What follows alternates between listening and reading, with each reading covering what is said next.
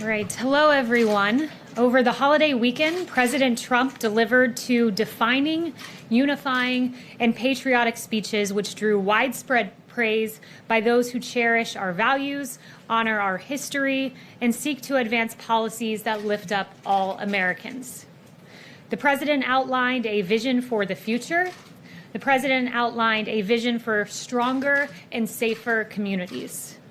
President Trump said, after all, what do we want? We want a strong military, great education, housing, low taxes, law and order. He went on to say, we want safety, we want equal justice, we want religious liberty, we want faith and family, and living in the great communities and happy communities and safe communities. And we want great jobs, and we want to be respected by the rest of the world, not taken advantage of by the rest of the world. He went on to say, we should all want the same thing. How can it be any different than those things? This message is now more important and more timely than ever. Radical left-wing mobs seek to tear down our monuments and our memorials. Everyone from George Washington to Abraham Lincoln to Frederick Douglass and even Gandhi. Misguided movements such as defund the police seek to leave our communities more vulnerable than ever. Case in point, this weekend alone. In New York, there were 44 shootings with 11 killed. In Chicago, 75 people were shot with 13 killed. And tragically, at least 5 of these individuals were children who were killed in cities across the country, an absolutely devastating loss, and we grieve for those families. Crime such as this is dark and it is divisive. This July 4th, the president said, our movement is based on lifting all citizens to reach their fullest God-given potential. Never forget, we are one family and one nation. We will teach our children to cherish and adore their country so they can build its future. This vision is not a culture war, as the media seeks to falsely proclaim. It's an embrace of our American family, our values, our freedom, and our future. And with that, I'll take questions. Kayleigh, I want to ask you just a couple of questions. The first one, why is the president so supportive of flying the Confederate flag? So I think you're referring to a tweet this morning, is that right? Correct. Well, I think you're mischaracterizing the tweet. The tweet was aimed at pointing out that the FBI report of the alleged hate crime at NASCAR concluded that the garage door pull, which had been there since last fall, was obviously not targeted at a specific individual because, in fact, it was a garage pull, and in fact, it was there since last fall, long before these 43 teams arrived. And it was concluded by the FBI that this was, quote, not an intentional racist act. For clarity, I'm asking you about the Confederate flags. My question is, why is the president so supportive of flying the Confederate flag? The president never said that. Again, you're taking his tweet completely out of context. The president said that NASCAR saw bad ratings because they took down the Confederate flag, banned the Confederate flag. Does he believe NASCAR should fly the Confederate flag, and why don't they fly it here? The whole point of the tweet was to note the incident, the alleged hate crime, that it in fact was not a hate crime. At the very end, the ban on the flag was mentioned in the broader context of the fact that he rejects this notion that somehow NASCAR men and women who go to these sporting events are racist, when in fact, as it turns out, what we saw with the FBI report and the alleged incident of a hate crime, it was a complete indictment of the media's rush to judgment, once again calling this a hate crime when the FBI completely dismissed that. Let me ask you about some of the president's comments this weekend. The president said that 99% of coronavirus cases are totally harmless. Which members of the White House Coronavirus Task Force agree with that statement? So what the president was pointing to, and I'm glad you brought it up, was a factual statement, one that is rooted in science, and one that was pointing out the fact that mortality in this country is very low. And I have two charts that we'll pull up to illustrate that. The first chart is the case fatality rate in the United States. And as you can see, the mortality rate has gone like this, the case fatality rate. And also in the second chart, you'll see, hopefully they have it up behind me, but the case rate fatality rate in this country vis-a-vis other European countries is much lower than, let's say, France and Italy. And what that speaks to is the great work of this administration with therapeutics and remdesivir and dexamethasone, and that's what the president was pointing out. So I want to get back to just to follow up quickly, though. So if you don't die, is it not harmless? The president was noting the fact that the vast majority of Americans who contract coronavirus will come out on the other side of this. Of course, he takes this very seriously. Of course, no one wants to see anyone in this country contract COVID, which is why the administration has fought hard to make sure that's not the case with our historic response effort. John. Kayleigh, to follow up on Peter's question, what is the president's position? Does he think NASCAR made a mistake by banning the Confederate flag? So he said I spoke to him this morning about this, and he said he was not making a judgment one way or the other.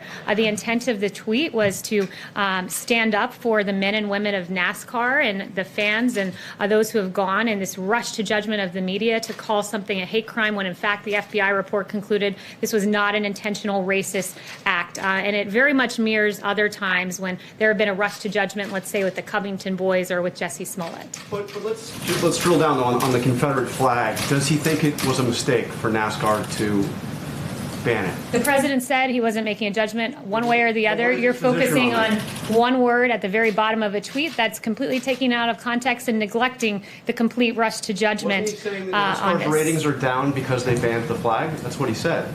The president was noting the fact that in aggregate, this notion that NASCAR men and women who have gone and who are being demeaned and called racist and being accused in some venues of committing a hate crime against an individual, those allegations were just dead wrong. Does he think his supporters should not take the flag to Trump rallies? Has he considered banning the Confederate flag from Trump rallies? Well, at Trump rallies, all flags that are not official campaign gear are banned.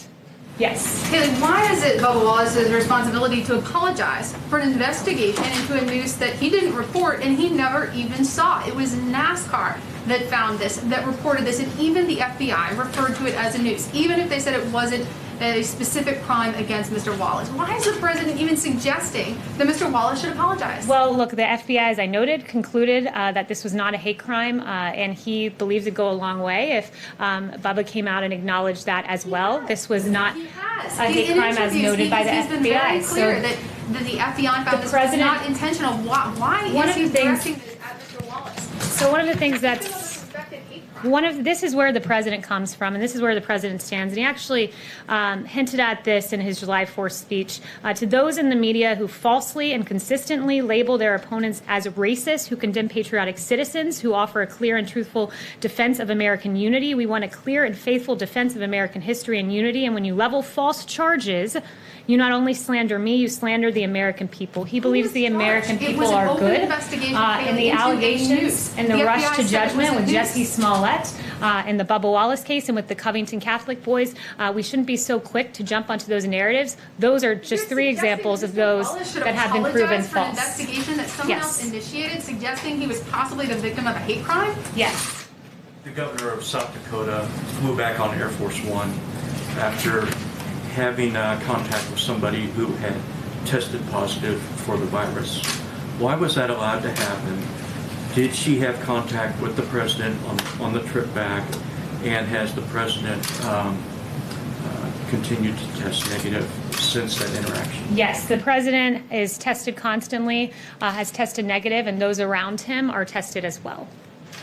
But why, the original question is, why was she allowed to fly back on Air Force One with the president when it was known that she had had contact with somebody who had tested positive for the virus? Yeah, I'd have to refer you to Secret Service on that, but I'll tell you this, they take the president's health very seriously. They would never put him in a situation that would put him in harm's way. And just one follow-up, please. Yes.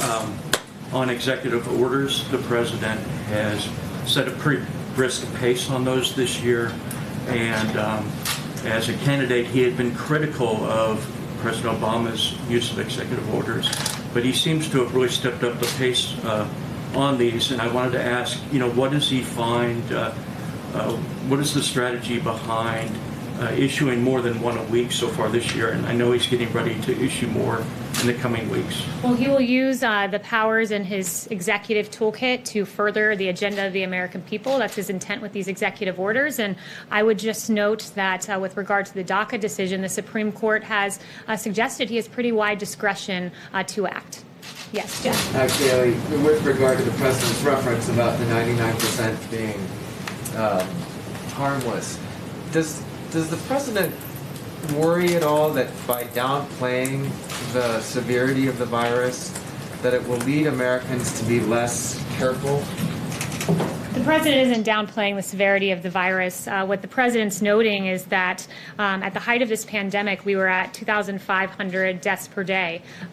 We are now at a place where on July 4th, there were 254. That's a tenfold decrease in mortality. On July 5th, 209 individuals, down 23% from last Sunday and the lowest Sunday since March 28th. The president's made clear we grieve when just one life is lost, but he wants to note the progress that we've made in treating this very serious virus. When we have therapeutics like convalescent plasma, remdesivir, dexamethasone, convalescent plasma in particular was spearheaded by this administration. He's pulled down bureaucracy and allowed us to get to a place where we can have this declining mortality rate. Just to follow up on the NASCAR thing, you were saying that we're taking the tweet out of context, but this is what he tweeted. He says, "Has Bubba Wallace apologized to all those great NASCAR drivers and officials who came to his aid, stood by his side, and were willing to sacrifice everything for him, only to find out that the whole thing was just another hoax. That and flag decision has caused lowest ratings ever." How are we misinterpreting that? I've explained to you, this is, I guess, the fourth attempt, but we'll try it again. In aggregate, what he was pointing out is this rush to judgment to immediately say that there is a hate crime, as happened in this case, as happened with Jussie Smollett, as happened with the Covington Catholic boys. And in aggregate, those actions made it seem like NASCAR men and women were racist individuals who were roving around and engaging in a hate crime. The president's intent was to say, no, most American people are good, hardworking people. I mean, we should not have this rush to judgment, knee-jerk reaction before the facts come out. The FBI did their job and determined there was no hate crime. Mario. Hold on. Just the one thing that wasn't clear in your response, and that's why I asked about it again, and it follows up on Paula's question, is why should Mr. Wallace have to apologize for that when his whole team and all of these colleagues came around him to show support? Yeah, and that's the best of America, is coming around when the media alleged a hate crime, coming around and supporting Bubba Wallace as they should have done. I think that shows how loving NASCAR fans are and the fellow drivers. But I think it's important that we point out the fact that there was no hate crime. The FBI concluded that, and President Trump was merely saying that Mr. Wallace should agree with that consensus. Yes, Mario. Apologize. He's saying Mario, he has to yes. apologize. That's what we're trying to ask you, Kayleigh, is why should he Mario, have to apologize yes. about that? I'm not going to answer a question a sixth time. Mario. You've been asked it, but you haven't answered. Mario, go ahead. Kayleigh, on the Confederate part, why would the president not praise NASCAR for removing the Confederate flag, particularly given the history of that flag, the symbol that it has for African Americans, and also what it represents in terms of just the treasonous acts and the insurrection against the Republic? So why would he not praise them for taking that down, even if it's a ratings hit? The president takes great offense when Americans are knee-jerk reaction summed up as racist. And in aggregate, the picture being painted here in this incident seemed to be that there was that suggestion there, when in fact what we're seeing across the nation is this vast cancel culture where we're going to tear down our monuments, we're going to tear down Gandhi, we're going to tear down George Washington, we're going to tear down Lincoln. It's really quite appalling what we've seen happen across the country, and the president wants no part in cancel culture. He wants no part in the tearing down and defacing of Matthias Baldwin, an abolitionist, Philadelphia's Civil War soldiers, John Greenleaf Whittier, vandalized, an abolitionist. He wants no part in this. He stands against the demonization of Americans, and he stands firmly on the side of preserving our history. Yes. The flag is a different issue. He is not, I said from the very top of this briefing, he has not given an opinion one way or the other on that. I just spoke to him this morning. Yes. What exactly does the president see as positive or uniting then about the Confederate flag? Why did he decide to tweet about it then this morning? The president never used those words. Those are the words of a reporter, not that of the president of the United States. Yes, Phil. The president argued on Friday and then again on Saturday that many of the problems the country faces stem from, quote, extreme indoctrination and bias in the education system. If that's the case, is he working with Secretary DeVos to address what he sees as a major problem? What steps is he taking to undertake this, and could you give us an example? Yeah, I'd have to inquire about that, about specific steps that he's taken. I'm not aware of his conversations with Secretary DeVos, but I will certainly follow up. But look, we've got a real problem in this country. When you have rioters, who I've listed off some of the examples of abolitionists, there seems to be zero understanding of history when you're defacing the statue of Matthias Baldwin and John Whittier and Ulysses S. Grant. There seems to be a lack of understanding and historical knowledge when the Armenian Genocide Memorial, remembering victims of all crimes against humanity, including slavery, is vandalized. There seems to be a lack of understanding of history when the first responders sculpture is damaged, when the Polish war hero statue, the World War I memorial, the Lincoln Memorial, the World War II memorial, and absolutely the Robert Good Shaw and the 54th Regiment Washington memorial that honored African American soldiers who fought valiantly in the Civil War was damaged in Boston. We need to have a better historical understanding, and I'll follow up with you about specific conversations. Yes, Holly. Thank you, Kayleigh. I have a question about masks. The president has sort of equivocated on the issue of masks, and we know that a number of Republicans are starting to say that it's the single most important thing that Americans can do to protect each other. What is the president's message to Americans who hear those messages and say that they simply don't want to wear a mask?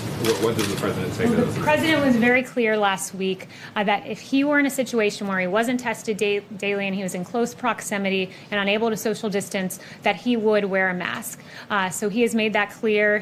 His rally this weekend in New Hampshire, masks are not only handed out, but they are recommended. Yes. Thank you, Kayleigh. I wanted to say, first off, point of fact, Bubba Wallace did not make any kind of false report. And I'm wondering, in general, why the president thinks that issue is worth his time and focus right now in the midst of a deadly pandemic. And then also, you've said he has no opinion on the Confederate flag. Why can't this White House unambiguously state whether or not it supports displays of the Confederate flag and Confederate monuments, which are much more a part of this question than Gandhi? Yeah, I said that his tweet was not to indicate approval or disapproval of that particular policy of NASCAR. It was an aggregate to stand against the rush to judgment, to call something a hate crime before the facts were out, when clearly the media was wrong about this, when clearly I never said that. Perhaps one of the reporters said that, but I certainly did not. But he believes that we should be, that the truth matters, and that the truth was the FBI did a thorough investigation, and what was concluded that there was no hate crime here, and we should all be grateful for that, grateful that NASCAR fans came together in a great display of American unity around Mr. Wallace, but then we should also be equally unequivocal about the truth of this situation here, and that most Americans are great, hardworking people. But why is this cultural stuff worth his time and focus during the pandemic? Yes, he's focused on two things at once, something we're all capable of doing. And what about an unambiguous statement on the Confederate flag? Are we capable of doing that? Look, the president has made clear he was not taking a position one way or the other in that tweet. Exactly. Yes. Well, why not? Yes. Thanks, Barry. Two quick questions, if I may. Does the president support the Cleveland Indians and the football team here in Washington considering changing their names? I haven't spoken to the president on that. And on the other question, who came up with the list of historical figures that the president wants honored in his in this garden of statues that he put out this executive order about? Who came up with the list of people to be included there?